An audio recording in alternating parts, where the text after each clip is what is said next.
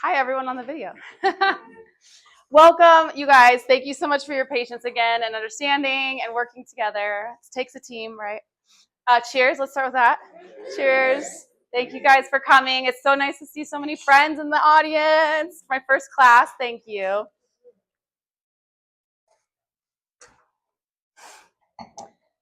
All right. And for any club members, we do record all these classes. So if you ever can't make the class, the video is available after the fact on our website at any time. All right. Just a couple of people I want to thank. I just want to thank the Haven, number one, for letting us have this space. I just think it's beautiful here on the river. I guess I get to look at it. You guys don't. So thank you for them for hosting us here. And I also want to thank actually Glenn, who's here. He owns Ben Wine Cellars, and he's been really instrumental in me getting this new company off the ground and moving into this new space since Flights Wine Bar, who I think I know most of you from. So thank you, Glenn. And if anyone's looking for wine storage, Ben Wine Cellars is the place to be. Please keep eating throughout the class. I brought all this stuff for you guys, so I really hope it all gets eaten. Pass it around. Don't worry about munching while I'm talking. It's probably better that way. We're going to taste 5 wines tonight, and then we're going to have a 6th bonus pour at the end. So my trusty assistant, Kent, should be by pouring as we go along. All right. What was that? You want number 2? You could start with, but not everyone has 2 glasses anymore, so yeah. All right. A little bit about myself. That's a big picture of me. My name's Kelsey. A lot of you know me. I think I mentioned from Flights Wine Bar. I'm a certified sommelier and a professional wine educator. And I also am teaching classes privately. If you ever want to host a party at your house, I teach classes like how to blind taste, Wine 101. I can also do customized classes. So if you ever have like a trip you're going on and you want to have all your friends over and taste wines from the region you're going to and learn a little bit about the place, I do that as well. And I hope to be hosting this class. Will be quarterly, and it will kind of be tied to our wine club releases. In addition to that, I'll be teaching at other locations around town, different classes, different regions, things like that. So if you're interested in those, I hope you're all on our newsletter probably at least. So that's where we'll announce things like that. All right, and a little bit about just the Curious Vine Club, in case any of you, a lot of you are members that are here, but anyone that's not, basically it's a quarterly wine club where I select wines from a specific region each quarter. And it's fully customizable. So if you want more whites, more reds, less sparkling, all sparkling, you get to go in and actually customize it now every quarter. And so this quarter was on the Loire Valley. And you also get discounts to any of the classes, things like that as well. And each membership comes with this wine passport. I have it for the ones that I knew were coming. Sorry for you who did not. I will have them for you. But you basically get sheets on each wine. So it's why I picked them, a little bit about the producer, things I think that are cool about the wine. So those all come with each shipment in the club. Yeah. And, oh, your order form. So in front of you, and feel free, you can keep these. So if any of you want to take notes, you're welcome to take notes on the back as well. But all the wines we're tasting tonight are available. They will be in, I don't have them here with me tonight, but they will be in as early as Friday, most likely, depending on what you order. And all the orders are done through my website now. So we can get the Wi-Fi for anyone that needs it, but basically you just scan any bottles you want, add them to your cart, you'll check out, and then you're done. So those are all available tonight. And a lot of the wines we're having tonight are very limited, so I don't know that I will have them in the future. So if you do like them, I recommend getting them now because they might be gone later. All right, do we have any French speakers in the house? Anyone who's taken French? Oh, yeah, okay. I was gonna say yes.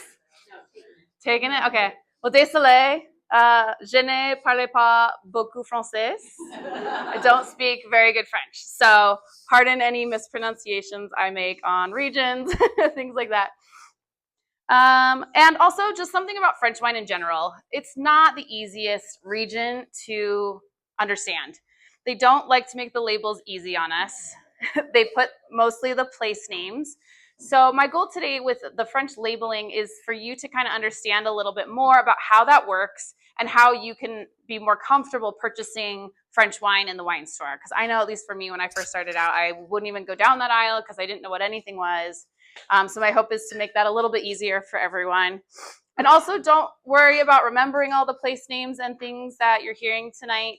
Your map that you have is a wonderful cheat sheet, and it lists a bunch of regions, and it has a code as to whether they have white wines, red wines, different grape varietals, things like that. So those are really helpful. Also, for the club members, the slides in this show will be available in the portal afterwards too, if you want to access any of the slides from tonight. All right, so let's get to drinking, right? The first wine we're having here, and I do want to point out, we're not going to, unfortunately, taste in the order of the regions. I would like to, but the tasting doesn't quite fit what we'd be jumping back and forth a lot from whites and reds. And so I did the tasting order as I think the wines will go best throughout the class. So our first wine is from the region Chinon. Fabrice Gasnier is here. It's a small production. This is a traditional method sparkling wine. So they make it the same way they make champagne. And it's 100% Cabernet Franc, which is a unique grape varietal to find in sparkling wines. You don't see it much outside of the Loire Valley. But I just think it's a really fun, unique sparkling wine to get to try. And maybe, Kent, if there's any low glasses, we could top them off a little since we started late with the sparkling. And one thing I really love about this is, so Cabernet Franc inherently has this kind of bell pepper note to it. And in this one, I think you're getting a lot of the traditional, what you expect, sort of strawberry, cherry, raspberry kind of flavors. But in addition to it, I also get like a really sweet, fresh red bell pepper. Like if you've ever like drank the water out of a fresh cut bell pepper, it's sweet, right? And it's delicious. So I really like that extra note that's in this wine. And there's other sparkling wines we'll talk about a little bit more in the Loire Valley. There's Cremant de Loire for one. And if you ever see Cremant, that's also always going to be traditional method sparkling wine. And it'll say like Cremant de Loire or Cremant de Burgundy, so you can kind of know where it's from. All right. Show of hands of who's familiar with Loire Valley wines. Okay, sweet. Like about half of you guys. Awesome. Well, for the rest of you, I hope that you will be as excited about it as I am after this class. We're going to kind of talk about these three topics through the valley. And I'm hoping, by the end of it, that you guys feel a little more comfortable picking a Loire Valley wine from the store, knowing what grapes grow there, what styles of wine they have, and just be more familiar and more comfortable with it. And I do want to point out on the back of your map, for anyone who's a geology nerd, they break down all the soil types and everything. And on the back of the map, it's really cool. And they talk about that in a little more detail than we're going to go into tonight. Isn't that the wine flavor is about the rocks? Yeah. What it's in? Yeah, the rocks. Yep. Yeah. All right, to kind of give you guys an idea of where we're at in the world. So here's a map of France. We have Spain down here, the Atlantic Ocean. This is the Loire Valley, this green area here. So it runs along the Loire River, which is France's longest river. And it goes all the way from the Atlantic, right basically above Bordeaux. And we're gonna, by the time we get to the end, we're almost underneath Champagne, and we're hitting the top end of Burgundy. So we're near Chablis here on this end. So it goes almost, half of the country of France across. So that's one of the cool things about it, is it's such a diverse region because it covers so many different areas. And so this is that map you have in front of you. And basically we're going to break down into the 4 subcategories of these colors here in the Loire. Because each region is so different, it's almost like its own region, even though they're all lumped together as the Loire Valley. And I do want to thank Interloire. Interloire sent me these maps. I just told them I was doing this class and asked if they would send me, and they did. So thanks to them. I think they're really great maps. A couple of things about the Loire Valley. It's the 3rd largest AOP region in France for wines. So it's just after Bordeaux and Champagne. And an AOP is basically the same as an AVA here in the US. So it's a designated area for quality wine production. It runs on the 47-degree north latitude, which basically hits Washington State, kind of right in the middle. It kind of goes through Olympia. And if anyone's from the East Coast, it hits Maine. So that's where we're at in latitude. And in terms of soil types, we're going to go through it a little bit, but basically we're a little more volcanic here on the Atlantic side. And as we move this way, we're going to get into more sedimentary rocks all the way over here. So a little bit about climate. We're going to talk about two main climate types with the Loire Valley, maritime and continental. There is a third called Mediterranean, which doesn't really affect the Loire Valley, so we're not going to talk about that tonight.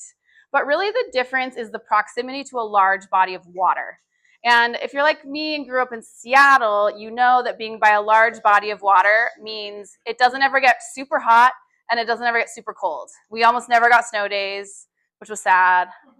They're getting more now. I mean, things are changing. But think about closer to the ocean, you're going to have cool winters and warm summers, but they're going to be a little more mild. You're also going to have more humidity, more rainfall, things like that, which can be harmful to grapes if they grow mold, mildew, stuff like that.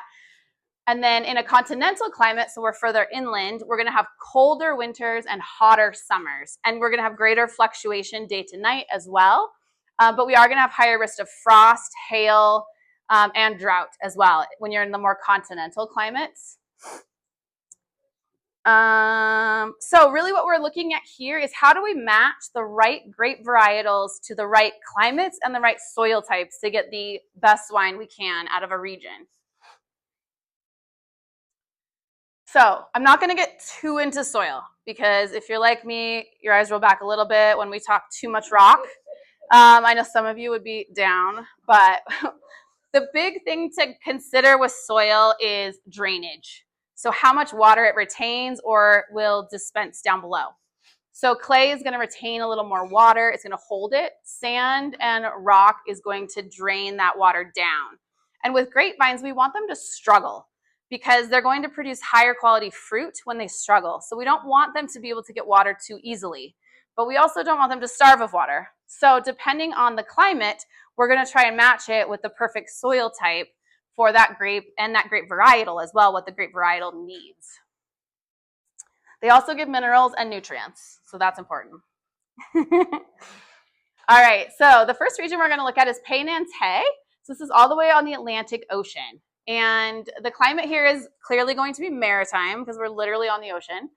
And then this is going to be more that volcanic area. So what's great about this is we're going to have higher rainfall, more humidity, but we're going to have really heavy draining soils, which is going to make it so the grapes don't get too much water. And they're also going to have, they need some wind to prevent against the diseases and mildew and molds and things like that. Wind really helps with that. And thankfully, with the Loire River, it acts as a funnel. So those sea breezes are going to funnel in. And so they're really planting, you can see these are all kind of on the hills leading to the river. So they're going to take advantage of that wind and that fast draining soil. So what would grow well there? Muscadet is the answer. So Muscadet is what you're going to see on the label. So that's what's going to say on any wine bottle. It'll say Muscadet because that's the name of the sub-region within the Pays Nantais. And I should have pointed out where that is. Here's Muscadet here. And then there's also Muscadet Sèvres at Maine with some Cru vineyards, these places. So that's what you're going to see on the label. There's Muscadet Coteau up here. So there's a few regions within there that are all part of Muscadet. Now the grape varietal in Muscadet is Melon Blanc or Melon de Bourgogne. And so as the name suggests, they trace it back to originating in Burgundy, but it didn't do well in Burgundy. So they found it had a much better home here on the ocean in Muscadet, and it can be kind of a neutral grape varietal like Chardonnay. So what they want to, you get a little more winemaking involved when you have a neutral grape variety, as you'll see with Chardonnay, you know, more oak or more lees time and things like that. Same with Muscadet. They don't use oak, but they use sur-lie. So sur-lie means on the lees. And so that's going to be the dead yeast that settles after fermentation. They're going to leave it in the wine, and they're actually going to stir it a lot of the time. And that's going to allow the yeast to break down, and it adds a creamier texture to the wine. It adds a little bit of yeasty, bready notes. And then you're going to have this nice saline quality that's from like the sea breeze, the ocean air it's getting. So it's going to be this really dry, crisp, very high acid, perfect for summertime wine, and it's classically paired with things like oysters and shellfish. And thankfully, Melon Blanc is very hardy. It's hardy to disease. It's hardy to cold weather. So it's a survivor. So it can handle this kind of climate. All right, any questions about Pays Nantais, the first region? Ready to get some more? Yeah. So we visited there. They make the wine, they put it in underground tanks in a glass line and leave it there for like 2 or 3 years. Then they pump it out, filter it, bottle it. Oh, amazing. So they're letting it sit on the leaves for that long. Yeah. Oh, great. So it's keeping it temperature controlled naturally. Oh, how cool to see. All right, Ken's coming around with our second wine. So this is going to be a Sauvignon Blanc. And this is from a 4th generation family-owned winery. This is, what is it? Paul Henry. I was like, not Henry. His dad's Henry Pellet, whose name kind of came on the label. This is Paul Henry, and then Anne. They're running the winery now. Yeah, 4th generation. And the region here, so the thing you're going to see on the label is Mentu Salon. So this is the name of the region. And if we look at our map, because it's not going in order, I'll show you where it is. So there's Pays Nantais, which you just talked about. The sparkling came from kind of in the middle here. We'll talk about that a little bit more. This comes from all the way on this end. So Mentu Salon is right here. So it's just west of Sancerre. Yeah, so in the Sainte-Loire.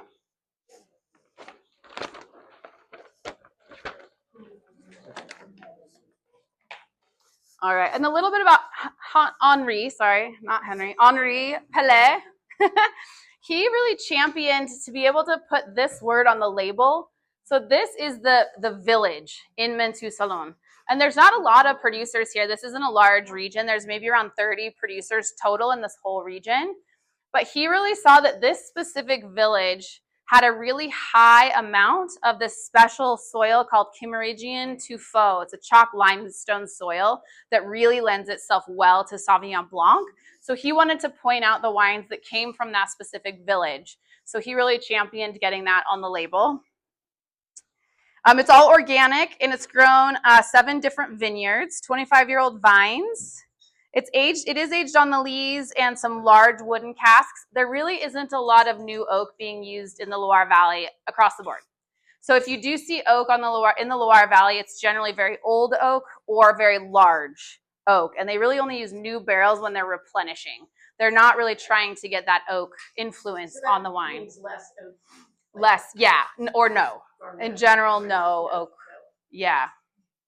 And if you do get any kind of smokiness, that actually can be coming from a little more flinty soils. All right, ready for that one? Okay, feel free to sip. We'll continue. All right, everyone like it so far? Sweet. And one of the reasons I wanted to pour this wine was because I think there's so much value to be found in the Loire Valley. And Sancerre has become pretty well known, and so have the prices. Taylor Swift picked it, or she didn't even pick it. I think she was just seen drinking it once, and like prices went sky high because they sold out everywhere. So this is one of those regions, Mentu Salon, that's a little less seen, a little less known, and therefore the prices are usually not as high as Sancerre. Okay, so our next region, we're going just east of Pays Nantais to, this is kind of 2 regions they smashed together, as you can see by the name, Anjou and Saumur. So, what? Is that like Anjou pears? I think they grow them here. Yeah. I don't know if that's where the name came from. I can't say for sure, but yeah. And right now we're really just north of Bordeaux. We're still going to be in a maritime climate. We're still pretty close to the Atlantic Ocean, and a lot of that ocean influence is coming through the river as well. So this is still considered a maritime climate. We are still in Anjou, more of the volcanic soils, but as we're working this way more into Saumur, we're getting a little bit more into the sedimentary soils. And one in particular that we kind of talked about a little bit already is tuffeau. Tuffeau is this really special soil only found in the Loire Valley. And this is part of, so the Armorican Massif is the volcanic part, and then over here we're moving into the Paris Basin. for anyone that's into geology. All right, what grows in Anjou-Saumur? Everything. So we've got whites, we've got sparklings, we've got rosé, we've got reds. And the main grape varieties we're going to see here are Chenin Blanc. Oh, so good. Chenin Blanc, Cabernet Franc is going to start to be used. I'm going to point out a few regions I think are important to know. Sauvignon. This is one of probably the top regions in the entire world for Chenin Blanc, if not the. And specifically in Sauvignon is a very special vineyard called Clos de la Coulie Sorrent. It's owned by a single family. It's only 17 acres, the family Joly. It's thought to be the highest quality vineyard in Sauvignon. And if you are in the reserve level club, you get a bottle of that in your shipment, which I'm super excited about. So Sauvignon for dry Chenin Blancs specifically. Other sparklings you're going to see, some more Mousseux. So this word Mousseux means sparkling. So if you see that on the label, I remember it because it has the word mousse in it. The other thing you might see is fine bulles, fine bubbles. So if you see fine bulles, that's going to be a sparkling wine. Usually sparklings are pretty easy to pick out because of their cap. And then Cremant de Loire. We're starting to see a lot of the grapes that go into Cremant de Loire grown in this region. And those are going to be usually Chenin Blanc based, but there's a lot of different grapes grown here. I'm talking about kind of the major ones, but like Chardonnay is grown here. Pinot d'Anis is used in sparkling. It's actually a red grape. Yeah. And then for rosé, we're going to see mostly Cabernet Franc and Cabernet Sauvignon, primarily Cabernet Franc. Now, they like to have a really fun way of naming the rosés to tell you if it's dry or sweet, which is important because a lot of us either love or hate sweet rosé. So if it says Rosé de Loire, it's going to be dry. If it says Rosé d'Anjou, it's going to be off dry. And if off dry means semi-sweet? A little bit of sugar in it, Okay. yeah, not going to be overly sweet. Okay. We're not talking white Zinfandel level. Okay. And then to confuse things further, we have Cabernet d'Anjou, which number one you have to know is rosé. And it's going to be medium sweet. So that one's going to have the most sugar, which I think is really a fun naming thing for them to do to us. And the reason they leave more sugar in the Cabernet d'Anjou, if it helps remember, is the Cabernet generally has a little bit of a parasinic quality to it, which is like peppery or sometimes bell pepper. And so the sugar kind of helps balance that so it's not too like green. And then moving into reds, we're starting to see more reds now in this region. So Cabernet Franc is still dominant. Usually, if they use Cabernet Sauvignon, it's usually a blend. And there are a few occasions I've seen 100% Cabernet Sauvignon, but it's pretty rare. So if you see one, I suggest trying it. One to point out, Saumur Champigny is known for its spicier red wines. Some of the Cabernet Francs will be a little juicier, some a little spicier, some a little more bell peppery, some I call roasty toasty. So you'll kind of start to see different styles in the different regions. Anjou Brissac is another red wine region. And then these ones like Anjou AOC and Anjou Village we use because, so let's say you are in Sauvignon and you want to grow Cabernet Franc and you make a delicious Cabernet Franc, but you can't call it Sauvignon. They won't let you because Sauvignon has to be a dry white. So you can call yours Anjou Village. So that's how they get around the naming a little bit. All right, and there's one more style that this region is known for, the sweet stuff. So in this region, we have this nice oceanic influence on the river. It's going to create a nice morning mist, but then it's going to blow off in the afternoon. It's going to warm up in the afternoon, and this creates the perfect scenario for growing botrytis. And so botrytis is also known as noble rot, and there's no sexy way to say it, it's mold. But when it happens naturally on white grapes, it's beautiful. It concentrates the sugar. It adds these flavors of honey and nectarine. They really are some of the best sweet wines in the world grown here. And these are a few of the things you'll see on the label. So Coteaux de Léon is the main region. Coteaux de Léon Premier Cru Cham. So then we're just getting up in quality levels. So this is the Premier Cru. And then we have Courts de Cham, which is a Grand Cru, so higher level even. And then a couple other ones are Bonazou and Anjou, Coteaux de la Loire. And so all of those are going to be the sweeter wines, usually almost always including noble rot botrytis. And yeah, it's amazing. It's so good. Where does that rot come from? What starts it? So it has to happen naturally, and it has to just have these perfect conditions of, so it's got a little more clay soil, so it keeps a little moisture. So the bacteria is in the ground as opposed to an insect. No, yeah, it just grows like mildew. Yeah, it just grows. And you can't man make it. Like you can't, it just happens or it doesn't. So that's why a lot of times when you find grapes with botrytis or wines with botrytis, they are higher price points because it's not something. One year it might happen, and the next year it might not. Exactly. Yeah. Yeah. And with climate change, it's like, seems like it's getting less and less, but it's growing in different places now. So, you know. All right. Any questions on Anjou Saumur? Yeah. Yeah, absolutely. So can you explain to me, you have, I don't know how to speak French either, so the word in French and you're talking about Saumur. Oh, yeah. What specifically is that? Is that a village in Anjou Saumur? Like what? Yes. So you can't call it this? Okay, so it's a region. Yep, a region that's within Anjou. Yep. Thank you. Yeah, and on your map here, we can go back, I think. Sauvignier is right here. Okay. Yeah. Perfect. And there's Côte de Léon. These are some of the sweet wine regions here on this side of the, they're kind of in between the Loire and the Léon River. They're these are for wine purposes, so these are like vineyard deliminations, but a lot of times they're named after a village. Oh, got it. Yeah. Okay. Yeah, it is a little confusing. And Saumur is a city, and Angers is a city. So yeah, it gets a little crisscrossy. Oh no, I'm not to that region yet. I'm getting ahead of myself. Okay. All right, wine number 3.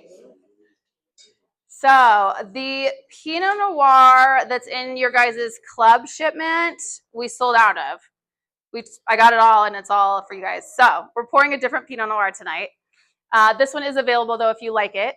And I just kind of wanted to showcase a really light style Pinot Noir. So I call this kind of an easy drinking table wine style Pinot Noir, but it's a good example of the kind of style you might see in the Loire Valley.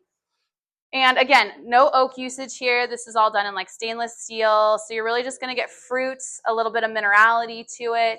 Again, really light. I love, when it's a little warmer, have a little like Pinot Noir, a little chill to it. This one pairs really well with barbecue stuff. So I think like barbecued veggies, chicken, Japanese food actually goes really good with it. So it's very food friendly. I wouldn't pair this though with your bigger meats and things like that. 100% Pinot Noir. Oh, and the labeling on here, to make things more fun. This is classified as a vin de France. And the reason being is that most of these grapes come from the Touraine region, which we're going to talk about next. So most of the grapes are coming from this region. However, they blended in with some grapes from southern France. So because it's a mix, they cannot call it like a Loire Valley wine or a Touraine wine. So they can only classify it as a vin de France. Yeah. Yep. Exactly.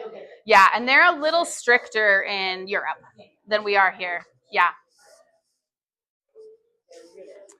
All right. We'll keep going while you guys sip on that. So the next region up is Touraine. Great way to remember this one. It surrounds the city of Tours. So Tours, Touraine, easy way to do that. We're getting further inland now. So we are still going to see some maritime influence here, again, brought through the funneling of the river, but we're definitely getting more into a continental climate. So a little hotter summers, cooler winters. We're going to start utilizing a lot of the hillsides on either end of the river to keep things mitigated. So when you don't have that as much ocean influence, you can kind of use the river to help mitigate too hot or too cold. And then this is where we're really starting to get into those tuffeau soils. So tuffeau is a soft limestone mixed with clay. Sometimes there's a chalky version of it. And we're going to start seeing a little more flinty soils over here as well. And as I mentioned earlier, that flint can lend a little bit of a smokiness sometimes to some of the white wines in particular. What else? Oh, this is more of the Paris Basin. We've kind of moved out of the volcanic region here. We do still have some Chenin Blanc up here and throughout the region, but we're going to move more into some red wine regions here. So again, almost everything grows in terrain. We're going to see less sweet wines though. So that's really Anjou and somewhere where the sweet wines are, mostly Anjou. But we are going to see some sparkling wine. More of the Cremant de Loire grapes are grown here. And one in particular I want to point out is Vouvray, which I think is one of the most well-known wines of the Loire Valley, if not the most well-known, other than maybe Sancerre. So Vouvray is going to be Chenin Blanc. And if it has Mousseau next to it, it's going to be the mousse. For the whites, we're still going to see some Chenin Blanc dry and also all the way to sweet for Vouvray. So one thing I love about Vouvray is it comes in every color of the rainbow. Not literally, it's all white, but it's sparkling and then it's dry. They have off dry every step of the way, all the way to very sweet. So I think, honestly, there's a Vouvray for everyone. And then we've got Montlouis-sur-Loire, which is also going to be Chenin Blanc. And we're going to have one of the options for your bonus port is a sparkling from that region, which, since we're not there right now, when we get to it, that's right here, Montlouis-sur-Loire. It's in between the Loire Valley and the Cher River, or the Loire River and the Cher River there. Yeah. We have a PDO on there. I said, PDO and PGI. Can you explain that a little? Yes. They're pretty much the same thing. Protected designation of origin, or I think the other one is protected designation of indication. Now I can't remember. Geographical indication. Thank you. They're basically mean the same thing. They're the larger regions. So it's like Sauvignier is like an AOP. It's a specific. PDO and PGI are larger regions. So you might see. Like this is just PDO terrain. It's not a sub, there's no village or sub-region or anything like that. It's just the whole area. But is it like designated by the government or the? Yeah. Okay. Everything. Yeah. Yep. And it's all pretty strictly regulated and tested and yeah. Which is kind of nice because you know what you're getting when you buy a bottle. Even if you buy it at Costco, if it says Vouvray, it has to be from the sub-region of Vouvray in the Loire Valley. It has to be made from Chenin Blanc. It can't be anything else. Yeah, yeah. Yep. We have Cheverny is going to get us starting into the dry Sauvignon Blancs, which we had a little earlier, Sauvignon Blanc. And then Touraine, the PDO, and then a lot of the sub-regions, it'll be Touraine and then another name, like hyphenated. A lot of those are known for their dry Sauvignon Blancs. One in particular, like this one here, Touraine Wally. Yeah, that's Wally, by the way, O-I-S-L-Y, Wally. The French, I don't know. Speaking of, if anyone wants to get better at wine French, I'm actually becoming a student. I'm putting together a class of French for wine professionals. So we're going to focus on wine terms and wine regions and pronunciation. Different kind of French class. Yeah. So if anyone is interested in that, see me after class. So yeah, if it has Touraine and another name, a lot of those are going to be dry Sauvignon Blancs. Oops, too far. And then the red wines here, probably the best known red wine region in all of the Loire Valley is in Touraine, and it's called Chenin. And we're going to try a Chenin in just a second. I was going to do this side by side, but we'll have to get creative. We'll do one and then the other. Let's do the Bourguignon first. So Chenin is, like Sauvignier, thought to be probably the best place in the world, in a lot of French people's minds anyway, for Cabernet Franc. So that's really what they're known for. You can have a Chenin white, and we just had a Chenin sparkling at the beginning of class. So you mostly, when you see Chenin, it's going to be Cabernet Franc, but they do make other variety or styles there. And then Bourguignon is another grape or red grape region, and Cheverny can grow. Of course, we're going to throw in some other grapes here: Pinot Noir, Gamay, and Malbec. So I love Loire; it's got everything. I think I forgot to mention, so one of the reasons I picked this to be the first class was I was asked a question by, it was a wine group of people, and they were like, if you had to drink, this is the kind of stuff we talk about, if you had to drink one wine region for the rest of your life, what would it be? You could only have one region. And I first was like champagne, but then I was like, wait, I don't know if I want sparkling wine all day, every day for the rest of my life. So, but yeah, the Loire Valley, because then I've got my sparkling for breakfast. I've got my Sauv Blanc. I love Chenin. You got your reds. So that was one of the reasons we got here today. Chenin is known for that tuffeau soil. That's something that Cabernet Franc really thrives in. It really digs it. Get it? So we're going to get into the tuffeau soil more here. Before I move on from this, I do want to point out just a couple of terms when you're looking at Vouvray bottles. So when you get a Vouvray and you don't know, is this dry, is this sweet, a lot of times they're not telling you. These are some of the terms you'll see. So if it says sec, that means it's going to be very dry. If it says classic or demi-sec, it's going to have a little bit of residual sugar, but a lot of times it's going to be undetectable because of the high acidity. So don't be afraid of getting like a classic or demi-sec and thinking it's going to be too sweet. It's usually not bad. But if you see molliot, which means mellow, that's going to be medium sweet and could possibly have a little botrytis in it. So those are where we're going to start getting more into the sweet styles. Doux is sweet, and then Mousseau, sparkling. So those are some terms you'll see on the Vouvray labels. All right. The first wine we're having tonight is the Bourgueil. I've heard it both ways. If anyone knows one way or the other for sure, let me know. Both of these are Cabernet Franc. So I wanted you guys to get to sample two different styles of Cabernet Franc from two different regions. This one is from Yannick Amaral. I'm not going to say that. This is a father-son team. This is Yannick and his son Benoit. And so they run this winery together. You'll start to see a pattern here. Most of these places in the Loire are small and they're family run, and most of them have been in the families for generations. So this is their Cabernet Franc. And then as soon as everyone's ready, we will come around with the Chenin. So the Chenin is just going to be a different style of Cabernet Franc. You might find you like one or the other. For the club members, the Bourgueil is in the regular club, and then the Chenin is going to be in the reserve level club, depending on which one you're in. We've got, let's see, for the first, we're certified organic on this guy. They started with his grandfather. Yannick's grandfather, he inherited 10 acres from his grandfather, so small. They've now grown it to about 50 acres, but that's it. So How many cases would you get from 50 acres?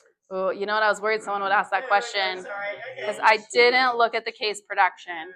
But not a lot. Not a lot, and especially for exporting, you know. Yeah, so not a lot of it makes it to the U.S., let alone Oregon. Like Terrain Wally, I really wanted to share with you guys, and there's none of it in Oregon at all. Yeah. Certified organic. He does, for this style of Cabernet Franc, he likes to use a minimalist approach. So he's trying not to extract too many tannins. So tannin is going to be kind of that drying, grippy sensation in your mouth with the red wine. He wants to kind of avoid that. He wants it to be a little more juicy. And then we'll go on to the Chenin. I might keep talking. I'll talk to you guys a little bit about the Chenin, but I might keep going while you guys sip. Well, you know, sip the Chenin at your leisure, and that way I won't hold up anyone at the end. A little bit about the Chenin producer. Oh, something kind of fun is I mentioned the Chenin we had, the first wine, the sparkling. This is the same village in Chenin as that one. So it's called Crevant-les-Coteaux. And so, yeah, they're like neighbors, the two producers. And this is Philippe, or Pierre. Pierre, I think that's Pierre. Philippe, I couldn't find a picture of Philippe. So Philippe is the father. Pierre is the son. And Philippe Alliet's Chenin is thought to be one of the best, finest producers of Chenin in the whole region. So I really wanted to showcase like a really nice style Chenin for the Reserve Club level. They only have 30-acre domain, this producer, practicing organic. I don't think they're certified, but they're doing all the organic stuff. Oh, and this is super cool. So their cellars are carved into the ancient tuffeau limestone underneath. Check this out. Aren't those cool? So these started as, and it reminded me when I was in Champaign, it started as a quarry. So they were digging under to get the limestone to build on top, but they're really perfectly suited for cellars because, yeah, they stay cool. They're already there. They're really ancient. So, yeah, I think that's super cool. And while we're sipping on the first Cabernet Franc, does anyone have any questions about the terrain region? Sticking with me? All right, how are we doing on time? Okay, we're almost there. Don't worry, we'll still get you all the wines. You don't have to chug. Yeah. Yes. Yep. Just real quick, is it, since like they're starting to go to Pinot, would you think of the climate similar to like the Willamette Valley then? Or is it a combination of climate and ground and all of that, like why they choose to, that grape just does well? Yeah, I'd say it's more based on climate. The cool, like it doesn't get too hot, right? So in the Willamette Valley, which is more of a maritime climate, but we do have that coastal range kind of blocking a lot of that influence. But it doesn't get too hot, which is something Pinot Noir is a very finicky grape, and it cannot really thrive in warmer summers. It needs long, slow, low and slow growing seasons. So yeah, if we tried to plant Pinot Noir more in one of the warmer areas of the Loire Valley, it would probably get too jammy and it would just lose its delicacy and its floral notes and all that, the aromatics, the stuff that we love Pinot for. So the last region, we made it. All right. You got 4 minutes. I know. We're close. We're going to be close. All right. The Saint Loire, and I hope you guys can stay too. We're here till 7:30, so I hope afterwards we'll definitely still have the bonus pours for you guys after the reds. They are whites and sparkling, by the way, for the bonus pour, which don't be afraid of. I know a lot of times people say that's a big no-no, but if you have a high enough acid in your white wines, if you put it after your reds, a lot of the time it's really delightful because it kind of cleanses your palate a little bit and it's got that more refreshing. So sometimes the first sip might seem a little watered down after red wine, but kind of swish it around in your mouth, go on to the next sip, and then it's just a really nice, refreshing way to finish things off. All right, so the Saint Loire. We're all the way to the east now. So we're really close to the north end of Burgundy. We're just under Champagne. So you can kind of see these are cooler climate regions. This is going to be continental now. And it's where the Loire River kind of turns. So instead of being on the north or south side of the river, now we're talking more east and west. And the first region I want to point out, just because we had it earlier, was that Mentu Saloon. So that was that first Sauvignon Blanc. And then, of course, I think Sancerre is probably the best well-known. We'll talk a little bit about these couple of regions over here. So this is the Cher River. It splits off. It's a tributary, the Cher River, but this is some really awesome Sauvignon Blanc region as well. And this name has changed quite a lot, I feel like even recently. So if you've ever heard of the Upper Loire or Central Vineyards, that's the same region as Centre. They're going by Saint Loire now. And this is really the area Sancerre gets its qualities from that soil. So that chalky limestone tuffeau soil, and then Kimmeridgian era. So if you ever hear Kimmeridgian, that has to do with how old the soil is. And what this is it was an ancient seabed. So there's all these like seashells and ancient sea life fossils and things like that that have been there forever, and it's breaking down and it's adding to the soil. So that's something that makes Sancerre very special. It's something that's not really anywhere else in the world, this particular type of soil and climate. And then right across the river from Sancerre is Pouilly-Fumé. Yeah, there it is. Pouilly-Fumé. Pouilly-Fumé is also excellent quality Sauvignon Blancs, and they are known for having a little more flinty quality to them. And many of you probably are familiar with Fumé Blanc. So Robert Mondavi decided he would make up a term that means nothing. And he stole it from... Hopefully he doesn't see this video later.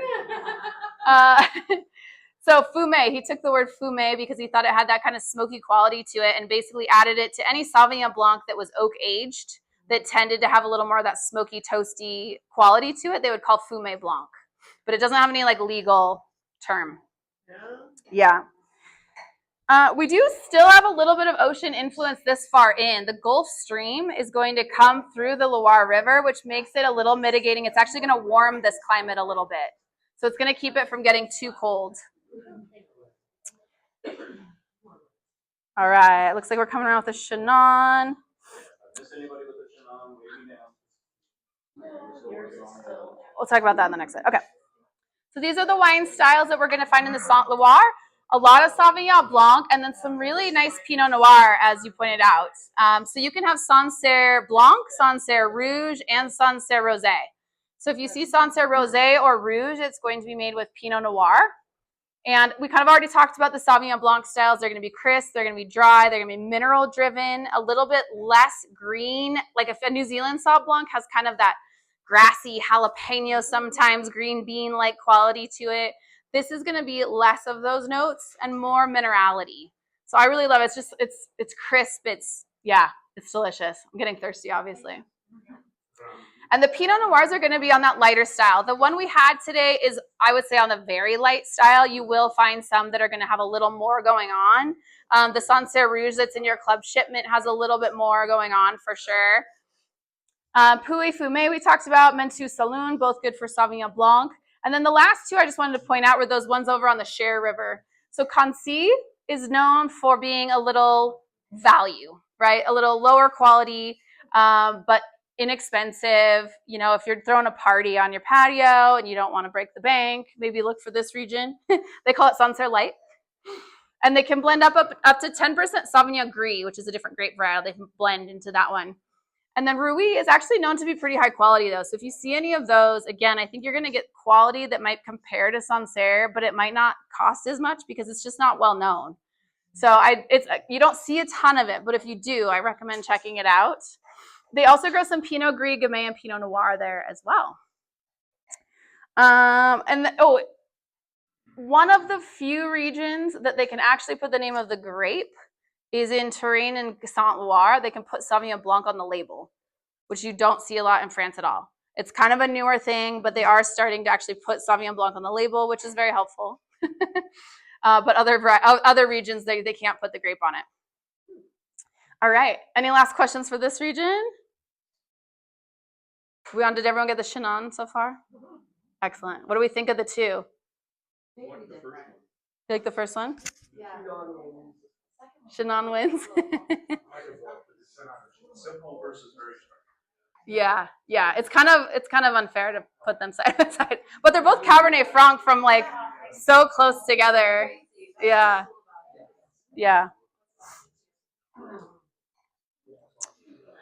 All right, just some last things to wrap up. One thing is I was kind of really getting into studying the Loire Valley. Oh yeah.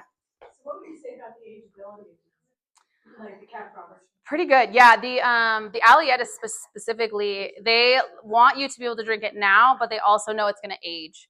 So that one probably go a good 10 years. Yeah, maybe longer. The Bourguignon, I think I maybe wouldn't push it past 10. I'd say probably more in the 5. I would start drinking it. But yeah, there is a good ageability with the Cabernet Francs. Just something I thought was just really cool that I heard over and over again while I was studying this region was just how environmentally conscious they are in the Loire Valley. Like I mentioned, I think there's 7,000 wine growers, and they're almost all small family-run operations. Most have been in the family for generations, and so they really care about the land because that's like what they have. So right now, they're 80% are committed. They're either organic, biodynamic, or somehow environmentally certified. And their goal is by 2030 to be 100% organic. Yeah. And most of these vineyards were always that way. Maybe only recently they might have started to use pesticides. So the newer generations, a lot of them are just getting back to what their great-grandfather did. It's really nice to see just the quality, the care that they take and the environmental stewardship that they're showing in the Loire. Yeah, but the soil's not the same as what it was 100 years ago, right? I mean, True. You sucked out the nutrients or something, or you changed it somehow. Well, a little over 100 years ago, they all died. The grape, phylloxera. Yeah, phylloxera wiped it all out. I think it's more of the mentality of just taking care of the land and, planting cover crops that are going to put more, nitrate back into the soil if it needs it, and finding other ways to keep the ecosystem. Gotta keep feeding it, right? Yeah, I mean, it needs fuel. yeah. Have the animals eat it, and the animals' manure helps. You know, like all that. Yeah, yeah. Curiosity, like I know our local farmers, the certification for organic and all that is so expensive. Yeah. And so they don't necessarily get the certifications, but are very environmentally friendly and like do all the biodynamics and really do the regenerative crops and regenerative farming. So like, is it do you think it's similar here where like, even though they're not certified, probably the other 20% are Doing the right thing. Absolutely, yeah. Yeah, the certification is very expensive. It's hard to upkeep. Biodynamics especially is like really difficult. And a lot of them just do it. They're just not paying to get certified. Yeah, absolutely. And who Yeah. certifies?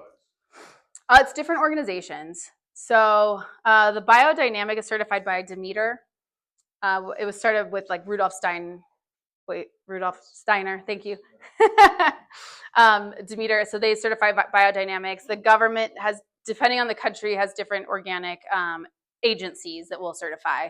And then they have this one called HEV, High Environmental Value, which is, I believe, a government agency that will certify. Yeah. All right. Bonus pour. So you get to pick one. Oh, we're on the bonus pour already. Take your time on your reds. No rush. Again, we have till 7:30 here, so unless you need to run, we have time. I'll just tell you a little bit about these two so you can be thinking about which one you want. So the first one is going to be sparkling, and this is from that Mentu-Salon region that we talked about in Anjou. No train, sorry. And traditional method, it's very dry. These are both wines from the Reserve Club, so I wanted you guys to get to try some of the really fancy stuff. So that's the sparkling option. It's going to be 100% Chenin Blanc. So this is our only Chenin Blanc option. If you're a Chenin lover like me, this is the one to go with. And then I wanted to do a Sancerre, and not just any Sancerre. There's basically 3 vineyards in Sancerre that are thought to be the highest quality, or the Grand Crus of Sancerre. But the labeling laws don't allow them to put the name of the vineyard on the label for some reason. So the vineyard's called Clos de la Poussée. So they've named the wine La Poussée to get around the labeling laws, but letting you know where this is coming from. So Beavis and Bud had no role in naming that. I know, right? It's hard to not make the jokes. 100%. Okay, what else did I need to tell you about these? Certified organic. This one's aged on the lees 24 months and has 3 grams per liter dosage, so very dry. The Sancerre, we talked about the vineyard. Classic pairings include goat cheese. Loire Valley is known for its goat cheese, and I really almost did goat cheese on the boards tonight, but I knew that's kind of a polarizing thing. So I decided to play it safe. But if you like goat cheese, try it with some of the Sauvignon Blancs from this region. And some of the Sauvignon Blancs from both Sancerre, the Saint Loire, and Touraine are really good to pair with some of there's like universally difficult to pair vegetables in the world, like asparagus and artichoke. They just don't go well with wine, but they're some of my favorite things. And obviously I'm going to have wine. So the grape to try is these Sauvignon Blancs from the Loire Valley. They actually will not, it's a good pairing with some of those harder to pair things. All right. That's all I got. Thank you, guys. Thank you so much for coming. And again, take your time. I wanted to allow for extra time at the end so I can actually chat with you guys too. Sometimes I felt like in flights I'd see you and then I'd run. And so we have till 7:30. Keep snacking. Kent's going to come around with the bonus pours. You could choose. I'll bring one bottle around and Kent will bring one. And then if there's any revisits you'd like to do, just let us know. If you want to rinse, we do have a little water over here. If you'd like to rinse, or if you'd like to just switch the wine and rinse, that's good too. And if you want to order any of the wines we had tonight, you could do that, just from your mobile phone. Just scan the QR code. You can just add whatever bottles you want. And if you have any issues and you want, I can place orders as well. So you can just come up and tell me what you want, and I can put the order in for you. And you do get all $5 off. So your orders. And so that's the coupon code you'll enter. I think I put kind of instructions on the front of that on the top. But when you get to the end of checking out, it'll ask for your coupon code, and that'll get you your $5 off. Yeah. All right. Cheers.